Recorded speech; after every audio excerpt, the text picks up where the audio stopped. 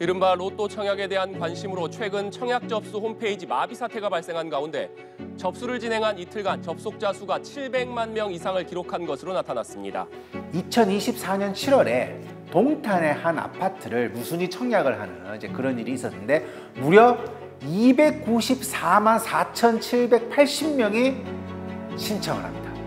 2017년도 분양 가격으로 당첨된 사람은 그걸 살 수 있는 거예요. 무순위 청약 조건들을 따지지 않으니까 이거 그냥 당첨만 되면 10억은 시세 차익을 얻는다, 이러는 사람들이 이제 300만 명 가까이 신청을 했다는 거죠. 이 300만 명이 자신이 살고 싶은 곳을 찾아서 이렇게 한 번에 모여들었겠습니까? 갑자기 300만 명이 동탄에 거주를 하고 싶어가지고 그런 신청을 했을 리 없겠죠. 살 곳이 아니라 그 주택을 사서 팔아서 시세 차익을 남기기 위해서 그렇게 모였을 것입니다. 자, 그럴 수 있어요. 그러니까 3,000명, 3만 명이 모인다면 그건 문제가 안 됩니다. 문제는 300만 명이니까 문제가 되는 거죠. 대한민국의 일상 자체가 그런 대화가 기본값이 됩니다. 시세 차익, 갭 투자. 아파트가 없으면 좀 노후가 없다는 말에 어느 정도는 동의를 하는 것 같은 게, 이제 진짜 주식을 엄청 해서 큰 돈을 벌지 않는 이상 그 정도의 가격의 갭 차이가 나는 투자는 아파트밖에 없는 것 같아요. 지금 현재 상황에서는. 가장 큰 거는 자본을 마련하기 위해서죠. 예. 한국은 부동산이 가장 크기 때문에 우리가 예전처럼 우리 윗세대처럼 돈을 이렇게 모아서 집을 사고 그렇게 발전할 수 있다고는 이제 기회가 많이 적어졌잖아요. 그러니까 돌파구는 이제 무조건 부동산이다, 그렇게 생각이 많이 바뀐 것 같아요. 10명 중에 한두 명이 부동산에, 아파트에 이렇게 집중하는 것과 10명 중에 한두 명 빼고 같은 목표로 살아가는 것은 전혀 다른 거죠. 둘 다 같은 자본주의겠지만 한쪽의 온도가 훨씬 뜨겁습니다. 과연 이 공동체를 좋은 쪽으로 이끄는 동력이 되는지, 미래 세대에게 희망을 줄 수 있는, 한국은 참 살기 좋은 사회야 라고 말할 수 있는 온도인지에 대해서 우리는 질문을 던져야 합니다.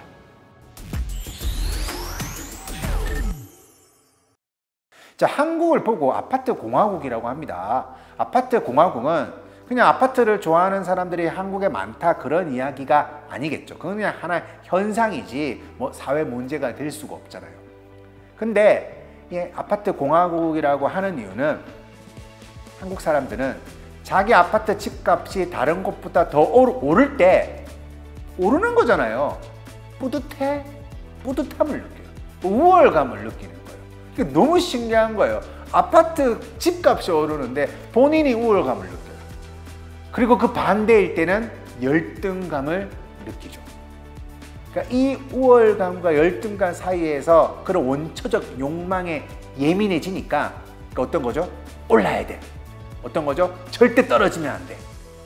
그 원초적 욕망에 예민해지니까 차별과 혐오에 굉장히 둔감해지는 일들이 벌어지는 거예요.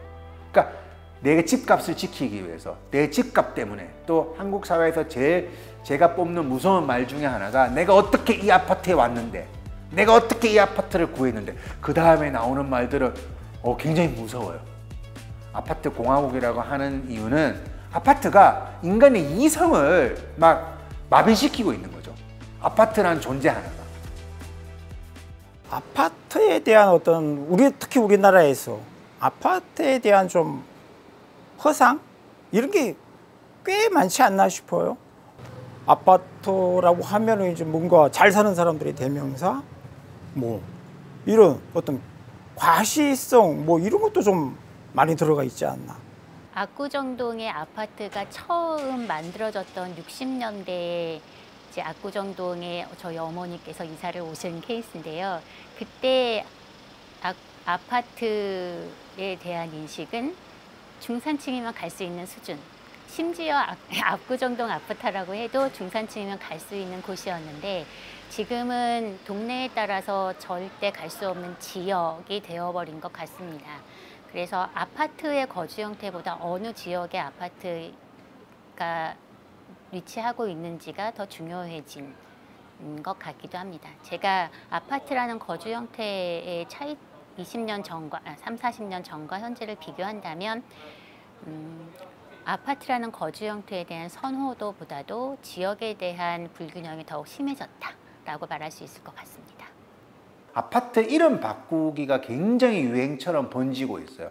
이게 처음에는 공공분양, 뭐 LH 아파트, 이런 LH 아파트의 브랜드를 이게 막 지우려고 하는 그런 시도들이 옛날에 있었거든요. 예를 들어서 뭐 휴먼시아라는 LH 아파트의 공공분양 그런 이제 브랜드가 있는데 사람들이 막 놀리고 그러니까 그 이름을 바꾸는 거예요. 그러니까 이제 LH에서 또 돈을 써가지고 안단테라는 공공분양 브랜드를 바꿔가지고 또 분양을 했는데 입주자들이 또 다 회의를 거쳐가지고 이름을 다 바꿉니다. 그러니까 공공분양의 흔적을 다 지우는 거예요.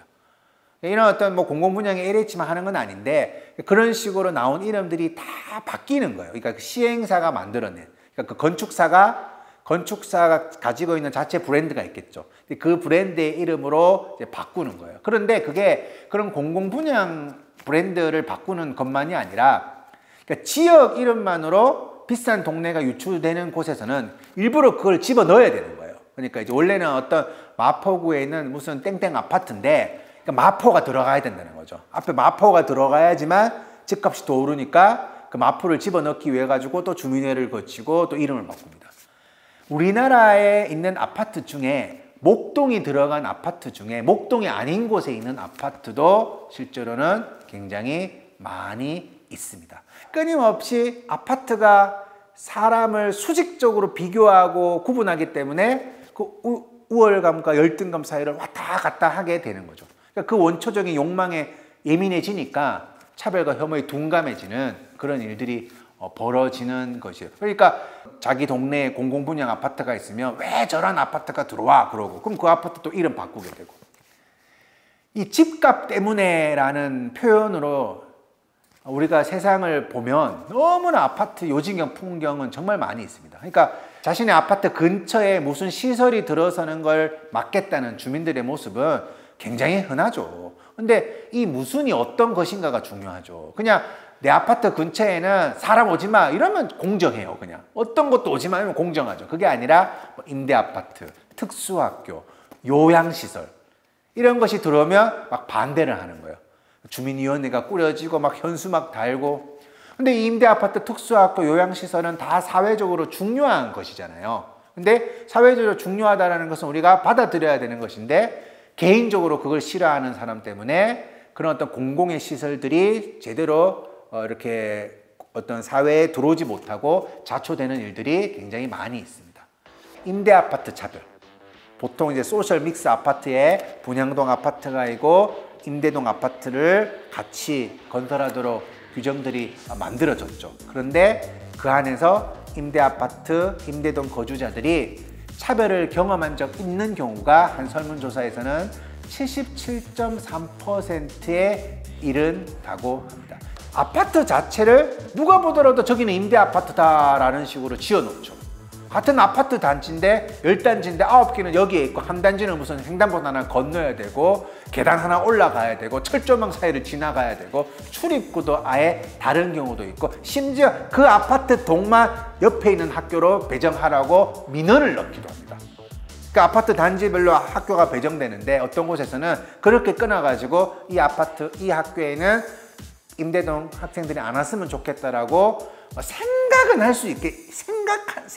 수 있는데 얼마나 당당을 하면 민원을 집어 넣는다고요. 단지가 컸는데 장기 전세도 있고 국민임대도 있고 이제 그 옆에 이제 브랜드 아파트들이 있고 이런 데였는데 학교가 위치해 있는 곳들이 있잖아요. 그러니까 뭐 브랜드 아파트들 사이에 있는 학교, 뭐 임대 아파트 옆에 있는 학교 그렇게가 나눠져 있는데 그 학교의 이제 선호도가 차이가 나는 건 제가 들었어요. 그래서 임대 쪽 많이 있는 그쪽은 이제 좀 가기가 좀 꺼려지고, 예, 아닌 곳은 많이 가고 싶어하고 뭐 이제 이런 것들은 제가 듣기는 많이 들었습니다. 한 주상 복합 아파트에서는 어떻게 되어 있냐면 저층이 임대 주민이 살고 고층에는 분양 주민이 사는데 3층에서 9층이 임대주택이고 10층부터 50층은 분양 주택인데 9층에서 10층으로 올라가는 계단이 없는 거예요. 불나면 무조건 1층으로 와야 돼. 그러니까 옥상으로 대피를 못하게 만들어 놓는 거예요. 그런 식으로 설계를 해서 어떻게든 같이 살아라고 하니까 살긴 살겠지만 절대로 같이 살 수 없다라는 티를 항상 이렇게 내는 거죠. 근데 왜 제가 이런 거를 대표적인 사회 문제라고 얘기를 하냐면 이런 얘기를 해도 나오는 말이 그러면 어쩔 수 있냐. 뭐 임대 아파트는 자기들이 알아서 살아야지. 그러면 억울하면 임대 아파트 안 살면 되잖아 라는 말만 나오기 때문이에요. 어른들은 뭐 그렇다 칩시다. 그런데 아이들은 안 그렇거든요.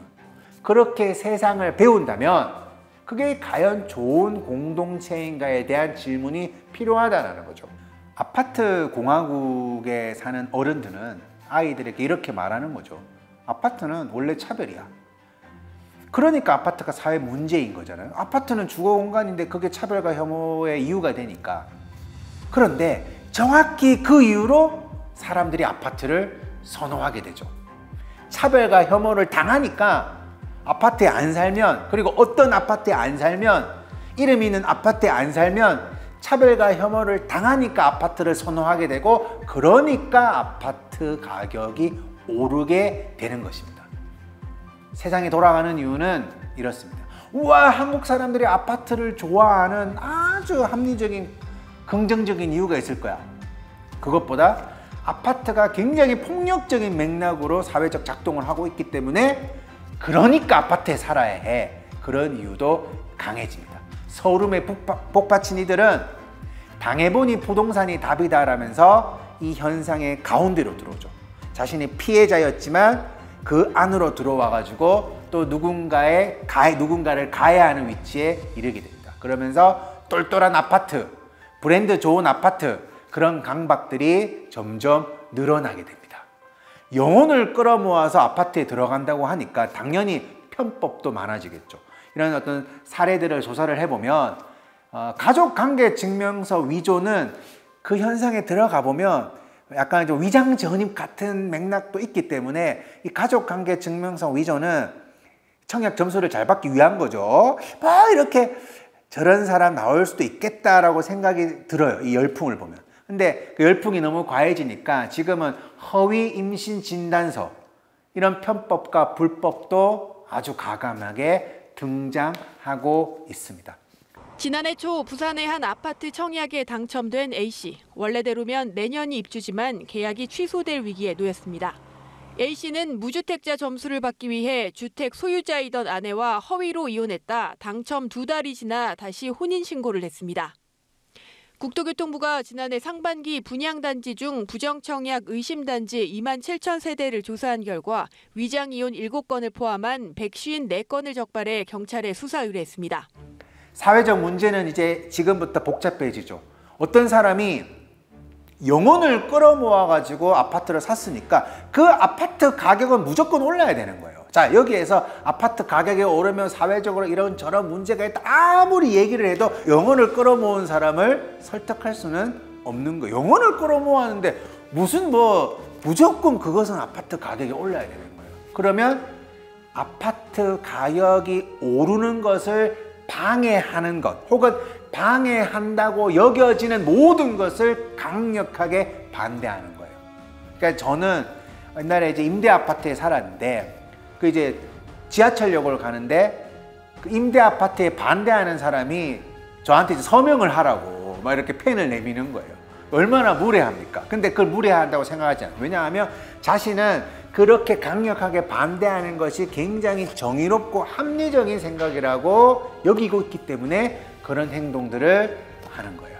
그러니까 열에 한두 명이 아파트에 미쳐 있다면 그럴 수가 있겠지만 한두 명 빼고 다 비슷한 사고를 가지고 있다면 그래요. 그 개인을 누가 비난을 하겠습니까? 하지만 그런 개인들을 만들어낸 그 사회는 우리가 굉장히 많은 비판을 해야지만 사회가 좋아질 수 있을 것 같습니다. 자, 그런데 우리 사회가 이런 현상에 대해서 어떻게 접근을 하고 있는가?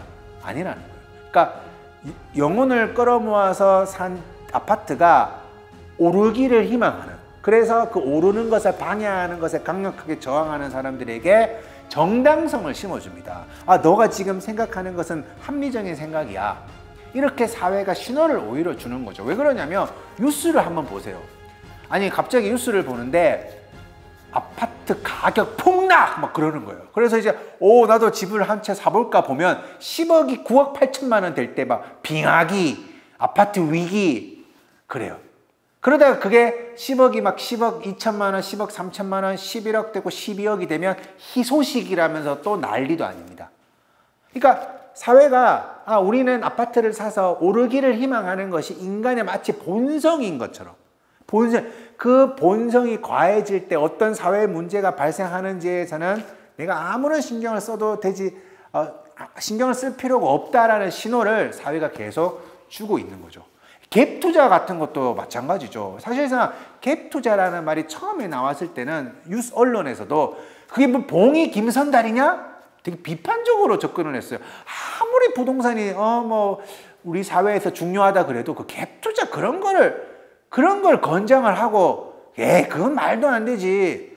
그렇게 처음에 이야기를 했었는데 그냥 10년쯤 지나고 보니까 공중파에 1억으로 건물주 되는 법, 5천만 원으로 월세 받고 건물주 되는 법, 상가 주인 되는 법, 그런 거를 알려주는 사람이 공중파에 나올 수는 있어요. 근데 무슨 이렇게 연예인들의 멘토처럼 나옵니다. 싸부랍시고 막 등장을 합니다.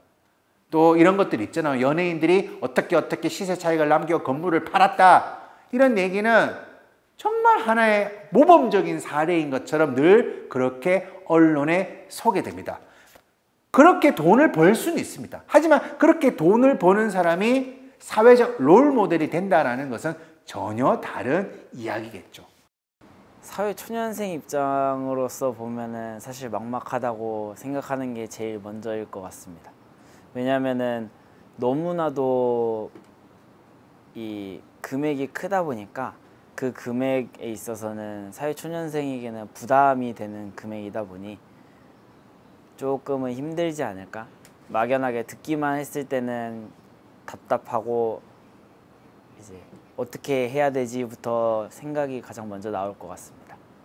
그러니까 집값만 상승되면 절대로 이 문제는 어떤 문제로 이어지지 않는다는 거예요. 그러면 연예인이 시세 차익을 남겼다, 1억으로 건물주가 되는 법 등등 모든 이야기는 집값이 끊임없이 상승해야 되는 전제에서 설명이 가능한 건데, 집값이 끊임없이 상승하는 사회를 우리가 어떻게 좋은 사회라고 할 수 있냐는 거죠.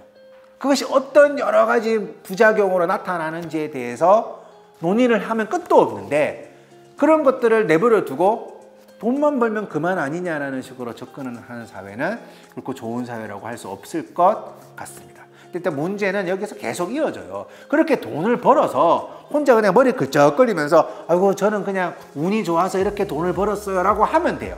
근데 대한민국에서 이 대한민국을 아파트 공화국이라고 하는 이유는, 이 대한민국은 부동산으로 돈을 벌면 그 사람이 현자가 돼요.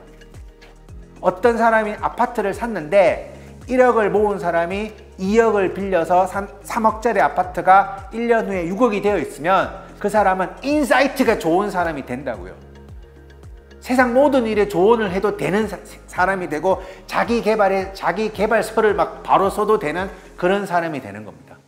그러니까 현자가 된다는 거죠. 그러면서 평범한 사람들이, 이런 것에 큰 관심이 없는 사람들도 하루아침에 내가 인생을 잘못 살았어 이렇게 자학을 하게 되고, 그 사람도 그러면 있는 것 다 끌어모아 가지고 내 집을 한번 장만해보자. 여기서 안 그치죠? 내 집을 장만했으니까 그 집은 반드시 올라야 하고, 주변에 혹시 이 집값이 오르는 것을 방해하는 건물이 들어오지 않을까에 대해서 늘 예민하게 내가 살아야 되고, 그 예민함이 짙어지면 사람을 차별하고 혐오하는 거죠. 임대 아파트 사람들이 여기 왜 가라, 여기 왜 특수학교가 들어서느냐, 왜 여기 요양시설이 들어서느냐면서 사람을 차별하고 혐오하게 되는 그런 악순환이 이루어지는 것입니다. 되게 이상하죠. 자기 열심히 살아서 보상받았다는데 왜 그렇게 오른 집값 때문에 청년 세대가 힘들어해야 되고 왜 그렇게 오른 집값 때문에 수많은 젊은이들이 화가 나야 됩니까? 그렇게 집값이 올라가서 왜 수많은 사람들이 자신의 노동을 하찮게 여겨야 하는지 한번 우리가 정말 또 진지한 질문을 던져볼 필요가 있을 것 같습니다. 최근에 서울 아파트의 중위 매매 가격, 그러니까 중위예요. 아파트가 한 달에 뭐 10건이 매매가 됐는데 금액으로 쭉 세어보니까 가운데 있는 매매 가격이 10억 원을 돌파했다고 합니다. 이게 참 재밌죠. 이게 가장 높은 가격이 10억 원이라 그래도 와 서울은 진짜 집이 비싸네 그러는데 거래된 아파트 중에 가장 가운데 있는 매매 가격이 10억 원이었고 이 가격은 5년 만에 2배로 껑충 뛰었습니다. 그러니까 이런 게 문제라는 거예요. 서울의 아파트는 당연히 서울이 아닌 곳보다 비쌀 수 있어요. 오케이. 근데 그 가운데 값이 10억. 이건 또 이상한 거거든요. 아파트는 오를 수 있어요. 근데 그게 5년 만에 2배로 오르는 사회에서는 사실은 그런 사회를 바라볼 때 어떤 누구도 자신의 일에 집중할 수가 없습니다. 내가 되게 바보 같은 일을 하고 있는 것 같거든요. 그 전까지는 나는 열심히 살았다고 생각하지만 이런 사회에서는 내가 너무 하찮은 존재로 여겨질 수밖에 없다라는 것입니다. 자, 중위 매매 가격이 10억 원이다. 월급을 한 푼도 안 쓰고 모아도 10년, 15년은 모아야지 가능하겠죠. 근데 15년 후에는 그 가격은 더 오를 것이니까 아무리 모아도 불가능한 그런 일들이 벌어지는 거예요. 그러면 결국 한국 사회에서 내 집 장만이라는 것은 대출을 받아서 어떻게든 집을 사고 그걸 천천히 갚아가는 것 외에는 방법이 없겠죠. 그래서 한 1, 2억 정도 빌린다면 뭐 현대 자본주의 사회에서 뭐 인생 원래 그런 거다라고 하겠지만 5억, 10억을 30대 초반에 막 빌려야 한다면 그 사람의 인생은 굉장히 빈약해지겠죠. 당연한 거 아닙니까? 자기가 돈을 벌었는데 다 아파트를 위해서 써야 된다면 제대로 된 문화적인 소비도 할 수 없을 것이고 나의 인사이트를 넓힐 수 있는 좋은 책들을 사볼 기회도 놓칠 것이고 그 사람의 인생은 굉장히 빈약해질 것입니다. 우리는 그런 사회를 좋은 사회라고 할 수 없습니다.